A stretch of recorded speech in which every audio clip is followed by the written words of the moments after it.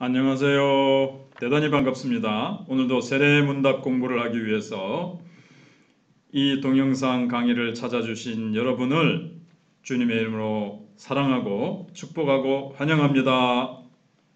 오늘은 제9장 세례와 성찬 예식 두 번째 시간 그 내용을 공부하도록 하겠습니다. 오늘은 86문부터 100문까지입니다. 네. 자, 그러면 86번 세례는 누가 베풀 수 있습니까? 네, 하나님의 사역자로 부르심을 받은 목사가 베풀 수 있습니다. 예수님께서는 하늘로 올리우시기 전에 제자들에게 너희는 가서 모든 민족을 제자로 삼아 아버지와 아들과 성령의 이름으로 세례를 베풀고 라고 명령하셨습니다. 예수님의 말씀에 의하면 제자 삼는 것과 세례 주는 것이 병행되는 것을 볼 수 있습니다. 즉 예수님께서는 새로 예수 믿는 자들에게 세례를 주어 교회의 일원이 되게 하신 것입니다. 그래서 세례는 아무나 사사로이 줄 수 없고 주님께서 교회의 대표로 세우신 목사가 세례를 주는 것이 옳습니다. 사도행전에 보면 빌립 집사가 길을 가던 에디오피아 내시에게 세례를 준 예가 나옵니다. 그러나 이것은 극히 예외적인 경우였고 이때 이미 빌립은 사마리아 지역에서 목회자의 사명을 감당하고 있었던 것을 알 수 있습니다. 사도 바울도 많은 곳을 다니면서 복음을 전하고 교회를 세웠지만 세례는 함부로 많이 주지 않았다고 말씀하고 있습니다. 세례를 주는 것이 참으로 중요하기 때문에 그렇게 한 것입니다. 87번입니다. 세례는 몇 가지가 있습니까? 물세례와 성령세례가 있습니다. 관련 성구를 보시면 요한복음 3장 3절에 예수께서 대답하시되 진실로 진실로 내게 이르노니 사람이 물과 성령으로 나지 아니하면 하나님의 나라에 들어갈 수 없느니라.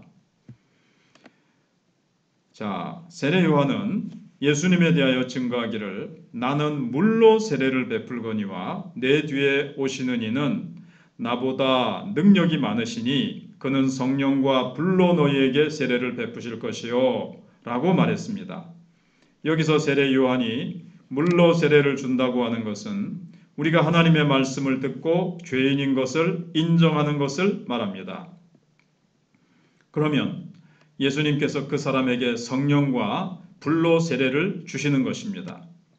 그릇이나 옷이나 몸이 더러워지면 물로 씻어서 깨끗하게 할 수 있습니다. 그러나 금속 안에 있는 불순물은 물로 제거할 수 없습니다.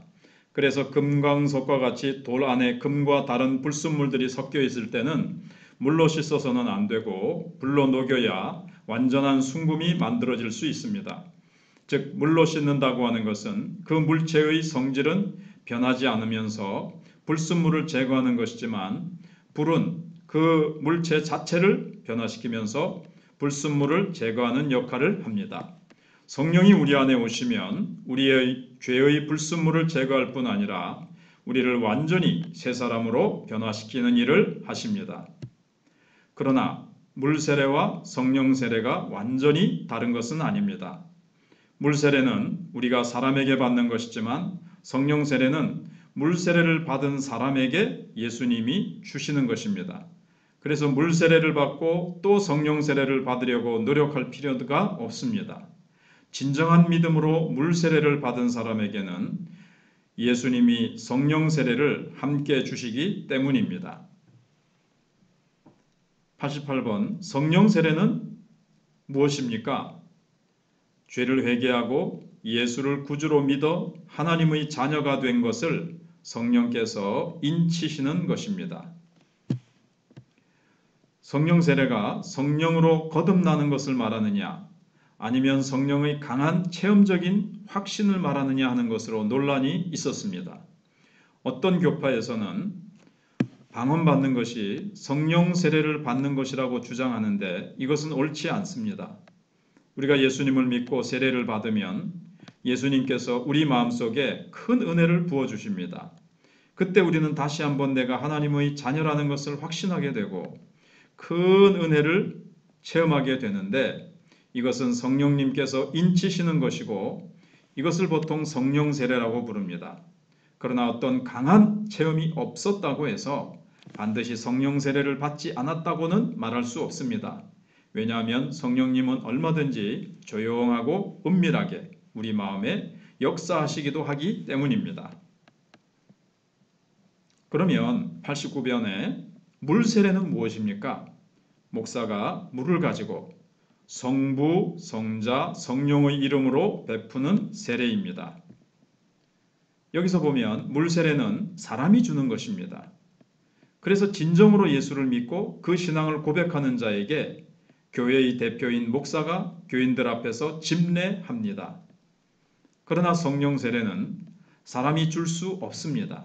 이것은 오직 예수님께서 믿는 자들에게 우리가 전혀 생각하지 못한 순간에 부어주십니다. 다시 한번요. 이것은 오직 예수님께서 믿는 자들에게 우리가 전혀 생각하지 못한 순간에 부어주십니다. 자, 90번 이 두 세례, 물 세례와 성령 세례를 말하죠. 이 두 세례는 어떤 관계가 있습니까? 예수 그리스도의 이름으로 시행되는 물 세례는 성령 세례를 확증하는 것입니다. 그러니까 물 세례와 성령 세례는 동시에 작용하는 것이라고 생각할 수 있습니다. 즉 우리가 인간으로서 하나님 앞에서 할 수 있는 것은 내 죄를 인정하고 물 세례를 받는 것입니다. 그러면 하나님께서 우리의 중심을 보시고 마음속에 성령으로 세례를 주십니다. 근데 물 세례와 성령 세례가 시간적으로 반드시 일치한다고 생각할 수는 없습니다. 때때로 우리의 믿음이 부족해서 물 세례는 받았지만 어느 정도 시간이 지나면서 말씀으로 은혜를 더 받고 깨달은 후에 성령께서 세례를 베푸실 수 있습니다. 성령의 큰 확신이 임하는 경우도 많이 있다는 거죠. 그러나 우리가 물 세례를 받는 것은 하나님께서 성령으로 세례 주시는 것으로 믿고 세례를 받는 것입니다. 그러니까 어떤 사람이 저 예수 믿겠습니다. 저 예수님을 믿습니다. 라고 고백을 하잖아요. 그것은 사실 성령께서 그에게 임하신 거예요. 성령께서 그의 영혼에게 세례를 주셨기 때문에 그가 저는 예수를 믿습니다. 라고 고백을 할 수 있는 거죠. 그런데 마음에 그런 예수를 믿는 분명한 믿음이 없이 잘 안 믿어지는데도 그냥 어떤 이유에서든지 세례를 받고 싶든지 세례를 받으라는 어떤 외부적인 압력이 혹시라도 있어서 세례를 받을 때 혹은 군대에서 믿음도 없는데 그냥 막 친구들하고 분위기에 휩쓸려 가지고 이렇게 물 세례를 받을 경우가 있어요. 그래서 이제 세례를 받았습니다. 물 세례를 받았습니다. 그리고 한참 세월이 흐른 후에 진정으로 믿음이 이제 생기는 거예요. 그때 이제 사실은 성령이 세례를 주신 거죠. 그래서 물 세례가 먼저 있고 성령 세례가 뒤에 올 수도 있다는 거예요. 그러나 원래는 성령 세례가 앞에 와야 되는 것이 좀 순서가 더 올바르다고 할 수 있겠죠. 성령께서 내 마음속에 역사하셔서 예수가 믿어지고 예수를 고백하고 그것을 보고 목사님이 교회에서 그 사람에게 저 사람은 예수를 믿는 믿음을 가졌구나. 성령께서 저 사람 마음속에 역사하셨구나. 그걸 보고 그것을 확증하기 위해서 물 세례를 주는 그런 경우가 이제 더 올바른 순서라고 할 수 있는 겁니다. 자, 그 다음에 이제 91번 보겠습니다. 세례를 받아야 할 이유가 무엇입니까? 예수님의 명령이기 때문입니다. 두 번째는 구원의 확신을 증거해 주기 때문입니다. 아까도 나온 말씀대로 그러므로 너희는 가서 모든 민족을 제자로 삼아 아버지와 아들과 성령의 이름으로 세례를 주고 그랬습니다. 이제 이 성경이 좀 바뀌어서 모든 족속으로 제자를 삼아 이렇게 되어 있죠. 사도행전 10장 48절에 명하여 예수 그리스도의 이름으로 세례를 베풀라 하니라. 그들이 베드로에게 며칠 더 머물기를 청하니라. 교인들 중에는 마음으로 예수님을 믿으면 되는 것이지 굳이 형식적으로 세례를 받을 필요는 없다며 세례받는 것을 자꾸 미루는 사람이 있습니다. 그러나 우리가 세례받는 것은 예수님께서 우리에게 가장 최소한으로 요구하신 명령입니다.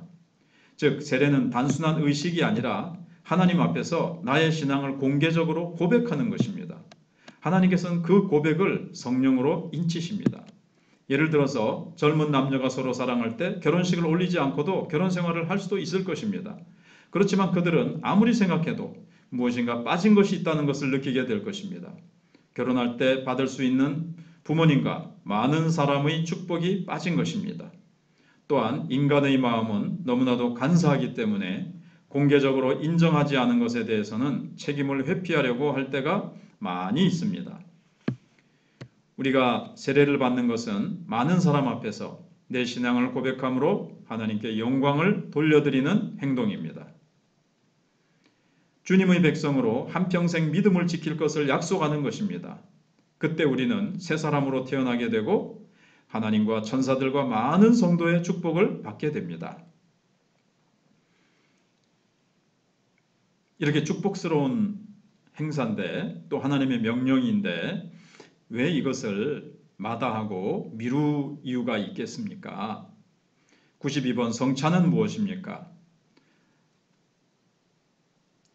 1번 떡과 포도즙을 먹고 마심으로 2번 예수님의 죽으심을 기념하고 세 번째 임재하신 그리스도와 교통하는 표입니다.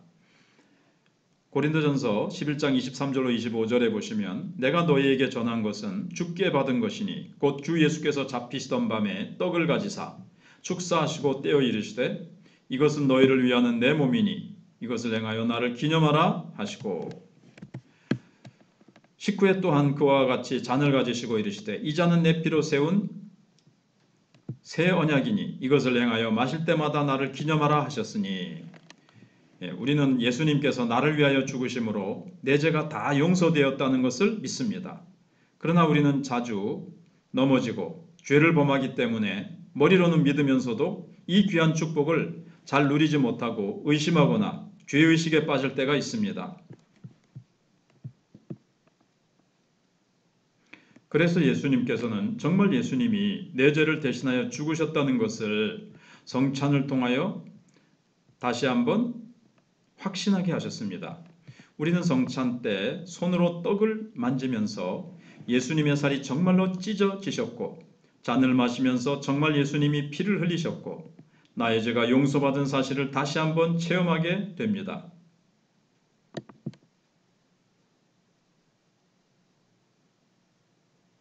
성찬에 대해서는 오래전부터 천주교의 화채설과 개신교의 기념설의 논쟁이 있었습니다.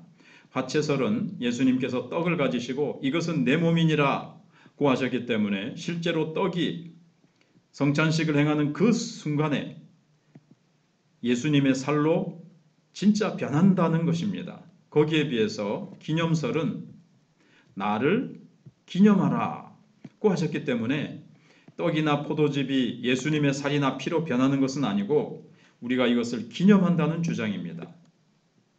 우리는 화채설을 믿지 않습니다. 왜냐하면 떡이 진짜 예수님의 살이 되고 포도즙이 진짜 예수님의 피가 되는 것은 아니기 때문입니다. 그렇게 되면 떡이나 포도즙을 지나치게 신성히 여길 가능성이 있습니다. 그래서 우리는 성찬을 받을 때 무릎을 꿇거나 엎드려서 받지 않습니다. 그냥 좌석에 앉아서 떡과 잔을 받아도 되는 것입니다. 그러므로 우리가 성찬을 하는 것은 단순히 기념만 하는 것도 아닙니다. 우리는 성찬을 통해서 예수님이 죽으신 것을 다시 한번 고백함으로 성령님이 주시는 큰 은혜를 받는 것입니다. 실제 그리스도와 영적으로 교통하는 것이죠. 성령님께서 우리를 하나님의 보좌 앞으로 영적으로 인도하셔서 우리가 그리스도의 식탁에 참여해서 영적으로 우리가 주님의 살과 피를 흘려주신 그 은혜를 우리가 공급받고 그 은혜를 누리는 것입니다. 성령으로 말미암아 그리스도의 은혜를 우리가 받는 그 교통함 속으로 들어가는 것입니다. 93번 성찬의 효과는 무엇입니까? 믿음을 강하게 해주고 하나님의 임재를 체험하게 하며 성도들과 그리스도 안에서 하나가 되었음을 확인해 줍니다.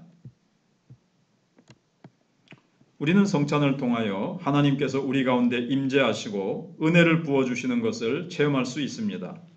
우리가 성찬을 거행하는 것은 예수님의 말씀에 순종하는 것이며 예수 그리스도를 높여드리는 것이기 때문입니다.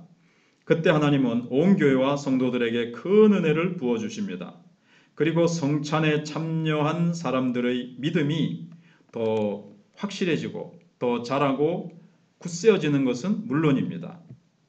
우리는 인간이기 때문에 예수님을 믿는다고 하면서도 서로 미워하거나 허물을 용서하지 못하고 분열될 때가 많이 있습니다. 그런데 성찬을 받으면서 예수님의 피로 하나가 되는 것을 체험하게 됩니다. 예수님의 피는 우리를 나누고 있는 모든 교만과 위선과 고집의 담을 무너뜨리고 예수님 안에서 하나로 만드는 능력이 있습니다. 94번 성찬식은 누가 처음으로 시행하였습니까? 네, 예수님께서 처음으로 시행하셨습니다.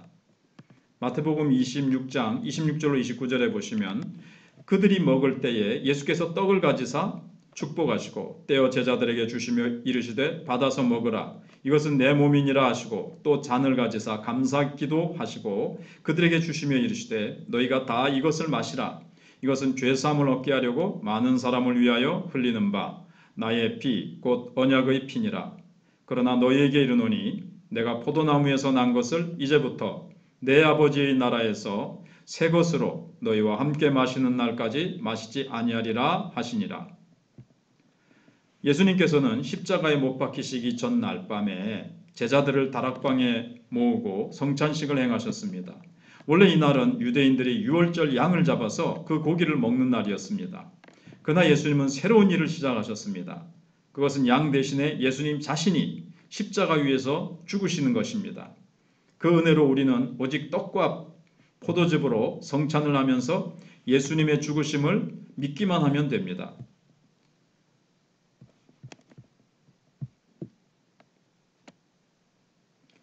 레오나르도 다빈치의 최후의 만찬이라는 그림을 보면 예수님께서 가운데 앉으시고 주위에 12제자들이 앉아서 만찬을 하는 것을 볼 수 있습니다.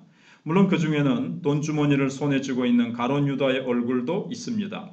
그 식사는 최후의 만찬이었지만 동시에 최초의 성찬식이기도 했습니다. 예수님께서는 이 성찬을 통하여 새로운 복의 시대가 시작된 것을 선포하셨습니다. 95번 언제 이 성찬식이 처음으로 시행되었습니까? 같은 맥락인데요. 예수님께서 십자가에 못 박히시기 전날 밤에 시행되었습니다. 마태복음 26장 17절 18절 말씀 보시면 무교절의 첫날에 제자들이 예수께 나와서 이르되 유월절 음식 잡수실 것을 우리가 어디서 준비하기를 원하시나이까? 이르시되 성한 아무에게 가서 이르되 선생님 말씀이 내 때가 가까이 왔으니 내 제자들과 함께 유월절을 내 집에서 지키겠다 하시더라 하라 하시니. 예수님께서는 제자들에게 잔을 주시면서 이것은 죄사함을 얻게 하려고 많은 사람을 위하여 흘리는 바 나의 피 곧 언약의 피라고 말씀하셨습니다. 즉 예수님은 자신의 피로 언약을 세우셨습니다. 그것은 예수님이 죽으심으로 우리는 영원히 살게 되는 언약인 것입니다. 따라서 우리는 목숨을 걸고 이 신앙을 지켜야 합니다. 성찬식은 무엇으로 베풉니까? 네, 떡과 포도즙으로 베풉니다. 성찬에서 떡은 어느 떡이든지 사용할 수 있습니다. 굳이 누룩을 넣지 않은 떡이어야 할 필요는 없습니다. 어떤 경우에는 떡을 크게 떼어서 먹기도 하고 어떤 경우에는 작게 잘라서 먹기도 합니다. 그러나 떡은 배부르기 위하여 먹는 것이 아니기 때문에 너무 클 필요는 없습니다. 그리고 보통 포도주와 포도즙을 구별하지 않는 경우가 많은데 술보다는 즙을 내어서 준비하는 것이 좋습니다.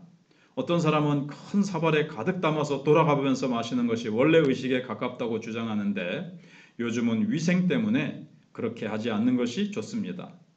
성찬은 너무 가벼운 마음으로 행하지 않는 것이 좋고요. 애찬과 구별해서 진지하고 엄숙하게 거행하는 것이 옳습니다. 애찬이라는 것은 뭐 빵이나 뭐 과자, 그다음에 음료수 같은 거를 이렇게 준비해 놓고 우리 사랑하는 사람들끼리 이렇게 이걸 먹으면서 예수님의 사랑, 예수님의 그 은혜를 우리가 같이 나누자 하는 건데, 그 애찬과 성찬은 다릅니다. 성찬식은 예수님께서 이것을 행하여 나를 기념하라고 명령하신 중요한 예식이기 때문에 우리가 진지한 마음으로 그렇게 행해야 됩니다. 자, 지금까지 오늘도 공부하시느라고 대단히 수고 많으셨습니다. 하나님의 은혜가 함께 하실 줄로 믿습니다.